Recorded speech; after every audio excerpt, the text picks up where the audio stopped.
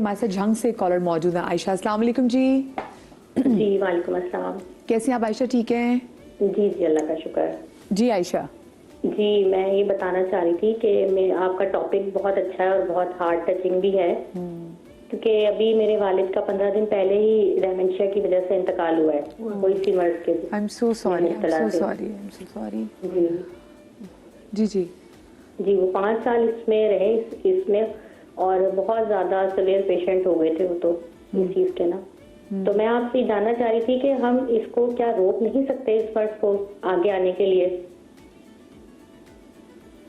बड़ा कंसर्न बेटी का सवाल हम है। रोक शायद नहीं सकते, लेकिन हम उसे अपनी कंपनी, अपने घर वालों के मदद के साथ उसकी प्रोग्रेशन को, जो बीमारी बढ़ रही है उसको डेफिनेटली बहुत कम कर सकते हैं। जी मैं इस बारे में ये ऐड करूँगा। देखें, जब हम डिमेंशिया, अल्जाइमर, फॉरगेटफुलनेस पे जो हम बात कर रहे हैं, सबसे इम्पॉर्टेंट चीज़ ये है कि हमें देखना ही होता है कि इसमें ट्रीटेबल कौन सा है।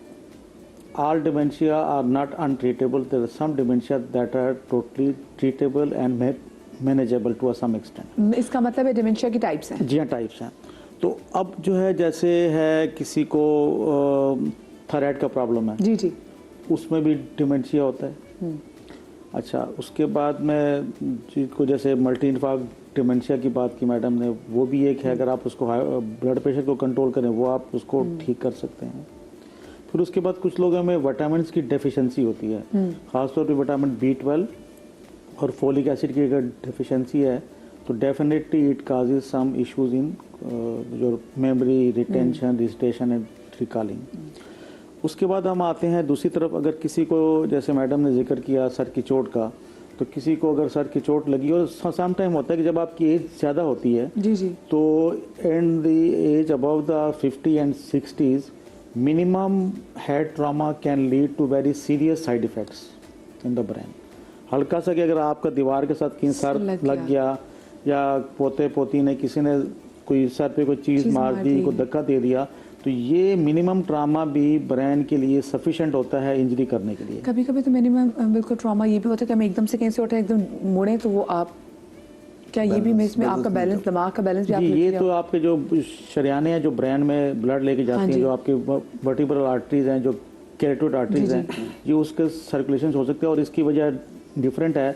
जो आपका सर्वाइकल होता है ना, सर्वाइकल के पीछे कौशल्या भी हो सकता है। तो मैं ये जिक्र कर रहा था, तो उसमें होता क्या है कि आपको ये सारी चीज़ों को देखना होता है, और उसके बाद आपको ट्रीटमेंट को देखना बड़ा ज़रूरी है। क्योंकि अनफॉर्चुनेटली हमारे यहाँ बहुत सारे कंडीशन में ऐसा होता है कि जो, जैसे खातून ने पहले फैसलाबाद ने बताया, अगर ब्लड प्रेशर है और ब्लड प्रेशर की दवा तो वो खा रहे हैं जो डॉक्टर ने लिख के दी है, लेकिन उसमें अगर कैल्शियम चैनल ब्लॉकर या बीटा ब्लॉकर है तो दे एग्रीवेट द डिमेंशिया। ओके, तो ये भी एक है कि selection of anti hypertensive drugs, वो बहुत जरूरी है। Selection of anti diabetic drugs, selection of psychotropic drugs for depression. They are also very important and they are counterproductive in aggravating the dementia. सही। तो होना ये चाहिए कि आपको ये इनके ड्रग्स का पता होना चाहिए कि कौन सी ऐसी ड्रग्स हैं जो कॉग्निटिव इम्पेयरमेंट को ज़्यादा करती हैं या उसके लिए अच्छी नहीं है। अच्छा, मैं आसान अल्फाज में थोड़ा सा बता सकूं। जी जी, हाँ। अच्छा, सबसे आसान अल्फाज में कि सबसे पहले तो ये मालूम करें कि डिमेंशिया है भी कि नहीं है। तो उसकी तशखीस, डायग्नोसिस, यानी माहिर नफ्सियात या न्यूरोलॉजिस्ट, न्यूरोफिजिशियन, किसी से भी प्रॉपर कंसल्टेशन करें। बहुत आसान सा फार्मूला, आपने जो बड़ी अच्छी बात की, जिस पे मैं मदीहा से भी बात करी थी कि हमें करना चाहिए। डिमेंशिया रिवर्सिबल नहीं है, इट्स इरिवर्सिबल। हाँ, हम इसकी प्रोग्रेशन को कैसे डिले कर सकते हैं, ये हमारा आज का एक इम्पॉर्टेंट बात भी हो सकती है।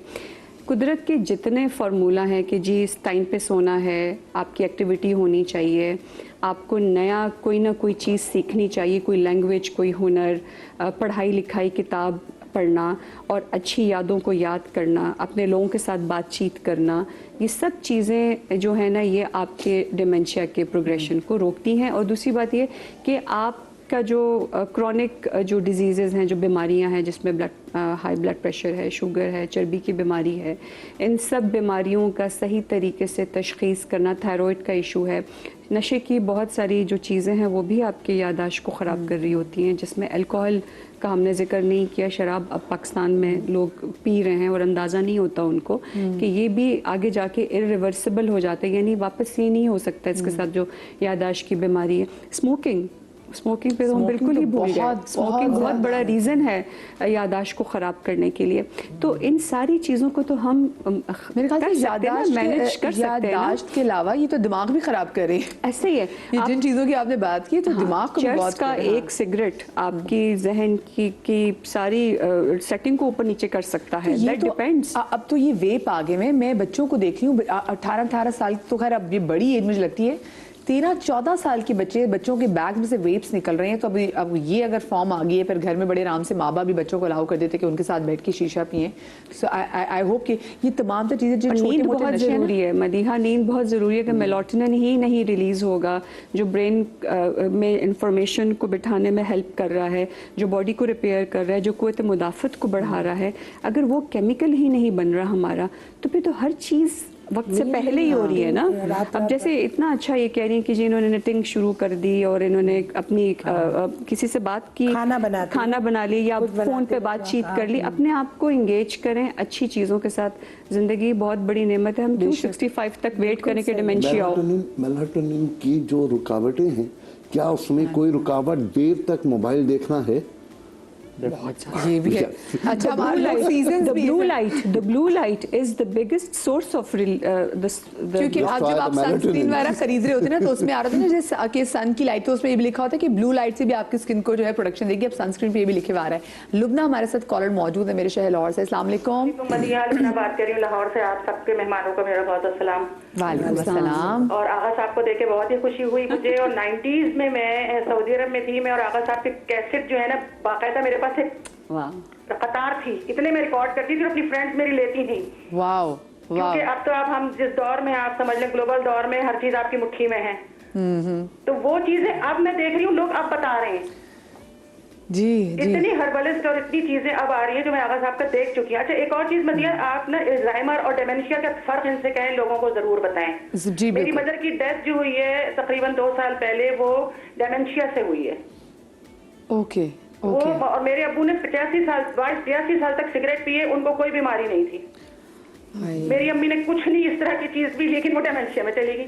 अब वो पैसिव स्मोकर थी ना, क्योंकि अब्बा सिगरेट पीते थे, तो वो जो नहीं हुई, वो जो नहीं असल में होता पता क्या है, मैं मना कर अपने घर में भी जो अगर सिर्फ सिगरेट पेमेंट से कहती हूँ, देखिए आप सिगरेट पीते हैं ना, आप तो धुआं बाहर फेंक देते हैं, सामने मैं हूँ, बच्चा है, वो हम इनहेल कर रहे हैं। मेरे नेबर सिगरेट पीते, मेरे घर में धुआं आता है कि उनके घर में धुआं ना जाए। जी आप मैं आपको बताऊँ, वाकई देखिए वो एक जो जरूरी नहीं कि पैसिव स्मोकर जो वो स्मोकिंग पीता है, आपके घर में अगर आपका मियाँ आप सिगरेट पीता है, आपका भाई पीता है, आपके बिल्कुल आप सही कह रही हैं। जो बच्चे बैठे हुए हैं, शौक जो है मदिया गार्डनिंग में लगाया हुआ है, क्योंकि मैं बहुत ज्यादा सऊदी अरब से आके डिस्टर्ब हुई थी, तो मैं फिर गार्डनिंग में चली गई।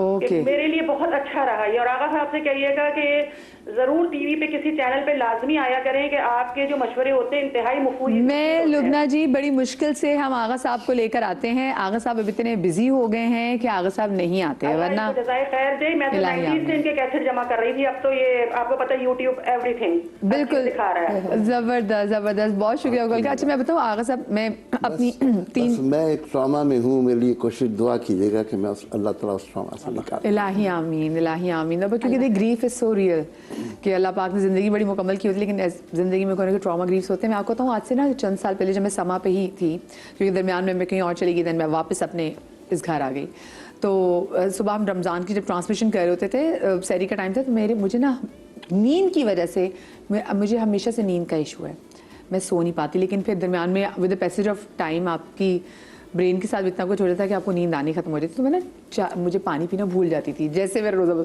फिर आगा साहब, क्योंकि तबी नबी का हमारा सेगमेंट होता, तो आगा साहब मुझे याद करते थे, आप सब छोड़ें, आप अभी पानी पिए बेटे, अभी आप पानी पिए। फिर आप कहती मैं पानी पीना भूल गई। तो ये भी मेरे साथ मसला होता था कि मैंने पानी पिया कि नहीं पिया, कोई मुझसे पूछे, मैं नहीं। तो ये अगर मैं आज से सोचे 6-7 साल पहले की बात कर रही हूँ, तो अब मेरी क्या सिचुएशन होगी आप ये बताएं। तो अब और अल्लाह की कसम मैंने ज़िंदगी में कभी कोई नशा नहीं किया, लेकिन उसके बावजूद, हाँ, लेकिन वो जैसे बात की ना कि उनकी अम्मी की डेथ हुई अल्लाह और उन्होंने कहा कभी कोई वो आपने बिल्कुल सही वजाहत की, पैसिव। हाँ पैसिव स्मोकर्स। हाँ ये बात लोगों को समझ में आनी चाहिए कि जो एक शख्स सिगरेट पी रहा है वो अपनी मर्जी से पी रहा है, लेकिन उसके करीब के लोग जितने मुतासर हो रहे हैं शायद उससे ज़्यादा हो रहे हैं, उससे ज़्यादा वो इनहेल करे ना। मुझे ये बताएं, डिमेंशिया से लोगों की डेथ हो जाती है? पहली दफा सुना।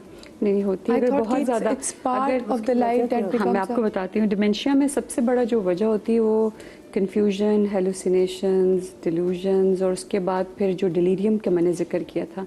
अगर ऐसे पेशेंट्स जो अपना ख्याल ना रख पा रहे हों, घर वाले भी इग्नोर कर रहे हों, खाना पीना छोड़ देते हैं, खाते नहीं, मुंह बंद कर देते हैं, नवाला मुंह में रख के, जी। अच्छा उसकी वजह से होता है क्या? मैंने अपनी के साथ देखा सब। सो ये जब उनकी क्योंकि one of my friend is in UK psychiatrist है, वो जियारेटिक साइकेट्रिस्ट हैं, तो ये लोग तो घर जाके जियारेटिक पेशेंट्स को ओल्ड एज को देख रहे होते हैं, तो 4-5 सवालात वो कहती हैं हम ज़रूर पूछते हैं कि इन्होंने खाया ठीक, पानी सही पिया, रात की नींद ठीक की, क्योंकि सन डाउनिंग इफेक्ट होता है कि शाम जैसे होने लगती है ये इनकी इरिटेशन, कन्फ्यूजन ज़्यादा बढ़ जाती है। इसीलिए मैंने जिक्र किया था डिलीरियम का, कि जब आपको लगे कि इनमें चिड़चिड़ापन, गुस्सा या कन्फ्यूजन या अपनी जगह को पहचान नहीं रहे, लोगों को पहचान नहीं रहे, तो ये एक मेडिकल इमरजेंसी है जिसमें इनकी जिस्म में कोई ना कोई कमी हो रही है, इलेक्ट्रोलाइट इम्बैलेंस हो रहा है। तो उसकी वजह से अगर आप प्रोलॉन्ग उनको छोड़ देंगे तो ऑफ कोर्स मैंने जैसे कहा 2 मोशंस काफ़ी हैं या 2 उल्टियाँ काफ़ी हैं डिलीरियम में जाने के लिए, तो डेथ हो सकती है, बिल्कुल हो सकती है, लेकिन कॉम्प्लिकेशंस की वजह से। अच्छा। तो इसलिए शुरू की अलामात पे नज़र रखना है। कम होती है लेकिन होती है, डेथ हो जाती है इसमें। आपके बात। अच्छा मुझे ये बताएं कि जैसे मैं हूँ, मैं बाद कहते हैं ना थूक जैसे होती थूक, तो वो मैं निगलना भूल जाती, जैसे मेरे मुंह में आया कुछ तो मैं कैसे करके उसको अंदर लूँ या थूकूं, वो दोनों चीज़ें मुझसे डिस्टर्ब हो जाती हैं। वो मैकेनिज्म भूल जाती हैं। हाँ। कि उसको करना क्या, ऐसा नहीं कि निगलना भूल जाती है, उसको करना कैसे ये भूल जाती है। ये भूल जाती है। हाँ। कि बाद कहते हैं ना यहाँ आके जैसे कोई चीज़ मुँह में है तो मैं निगलना भूल गई या थूकना भूल गई, मुझे समझ ही नहीं आता मैं क्या करूँ। काफ़ी देर के बाद फिर मैं ऐसे करती हूँ, फिर कभी नाक पकड़ लेती हूँ अपनी, ताकि सांस बंद करूंगी तो अंदर हो जाएगा। वैसे आप मुझे बात बताएं, आपने अपना लास्ट प्रोजेक्ट कौन सा किया था अभी? क्या चीज़? अभी लास्ट प्रोजेक्ट कौन सा किया था अपने एक्टिंग प्रोजेक्ट? ड्रामा जो लास्ट अभी कर रही हूँ। अभी करी। हाँ। कभी आप सोचो कि आपकी चीजें उसमें कोई डायलॉग उसमें कुछ भी नहीं होता। हाँ, तो ये आपकी एक्टिविटी देखा ना, हाँ। सब कुछ, क्योंकि आपकी एक्सरसाइज है जो आप मेंटल एक्सरसाइज आप करें, विच इज गुड, क्योंकि आप रिटायरमेंट नहीं ले रही है। हमारे साथ कॉलर एक और मौजूद हैं, कौन जी? आप अस्सलाम वालेकुम जी, शाहीन है हमारे साथ। अस्सलाम वालेकुम जी। वालेकुम सलाम रिया, माशाल्लाह माशाल्लाह, आप तो ऐसे ऐसे टॉपिक लेकर आ रही हैं और ऐसी ऐसी चीजें मालूमात हमारी इजाफा होता है कि बस बता नहीं सकती। आपका प्रोग्राम देखना मेरे लिए बहुत जरूरी हो गया है। बहुत शुक्रिया। हम भी यकीन माने आपके साथ साथ हम भी सीख रहे होते हैं। हाँ बिल्कुल बिल्कुल, पता चल रहा होता है। आप जो क्वेश्चन कर रही होती है ना, वो हमारी जुबान पर होता है, ज़हन में चल रहा होता है। आप करती है ना, हम आपको दुआएं देते हैं। आई देखा ना, आपको आपके मेरे दिल के राह है। हाँ दिल कहते हैं, दिल को दिल से राह होती है। हाँ जी, यही बात है। और हकीम साहब से ये भी पूछना चाह रही हूँ कि अब जैसे हमारे घर के अफसाद हैं जो मतलब 60 या 50 से क्रॉस कर रहे हैं, तो उन सब में ये प्रॉब्लम आ रही है। तो हम ये कह रहे हैं कि भी कोई एक्सरसाइज इसके मामले में या कोई दवा या कोई ऐसा नुस्खा है तो वो भी बताते जाए हमें। और हकीम साहब आपने कहा बहुत मसरूफ होते हैं, क्या वो कोई बुक वगैरह लिखते हैं तो हमें जरूर बताएं। बिल्कुल हकीम साहब, मैं देख रही हूँ कुछ चीजें वहाँ पे पड़ी हुई हैं। ये देखा, ये अब आप खवातीन हज़रात, इससे बड़ी लाइव एग्जाम्पल क्या हो सकती है? मैं अभी एकदम देख रही हूँ, मैंने कहा कुछ चीज़ें पड़ी है, तो मैं हकीम साहब से वाकई पूछती हूँ। अच्छा वो लास्ट, ठीक है लास्ट सेगमेंट जाके पूछेंगे, लेकिन भाई ये है सिचुएशन, अब क्या करें हमारे यंग लोग। मैं और अक्सर बच्चे मैं देखती हूँ वो बहुत स्ट्रगल करते हैं जब वो, क्योंकि जब अच्छा भला याद करके जाते हैं और जब उनको लिखना होता है जवाब में इम्तिहान में, भूल जाते हैं, उसको रिकॉल नहीं कर पा रहे होते। इस प्रेजेंस ऑफ माइंड को बेहतर करने के लिए इंशाल्लाह हम इस पे बात करेंगे तमाम चीज़ों के हवाले से। लेकिन जो बुनियादी चीज़, जैसे इन्होंने सवाल किया, इससे पहले खातून ने सवाल किया कि 4-5 इस उम्र के लोग जो हैं वो बहुत ज़्यादा प्रॉब्लम शुरू कर रहे हैं। जो डॉक्टर साहब ने मशवरा दिया ना कि खुदा के लिए उनकी सही डायग्नोसिस कराइए, जो डॉक्टरों को दिखा करके उन तमाम चीज़ों की डायग्नोसिस होगी उसको फॉलो कीजिए, नंबर 1। नंबर 2 बात ये कि आपका रवैया उनके साथ क्या होना चाहिए, ये एक बहुत अलग टॉपिक है कि ऐसे पेशेंट के साथ लोगों का रवैया क्या होना चाहिए, कितना उनको कोऑपरेटिव होना चाहिए उनके साथ, उन्हें बीमार समझने के बावजूद उन पर इसका इजहार न करना कि आप बीमार हैं। इसलिए कि अगर आपने उनके सामने ये इजहार किया कि आप नफ्सियाती मरीज हैं, हमारे लिए तो बम फट जाएगा ना, हमारे रिश्ते खराब हो जाएंगे। हम लोग तो ये चीज एक्सेप्ट करने को तैयार ही नहीं है। इसलिए उनके साथ जो आपका रवैया है वो क्या होगा।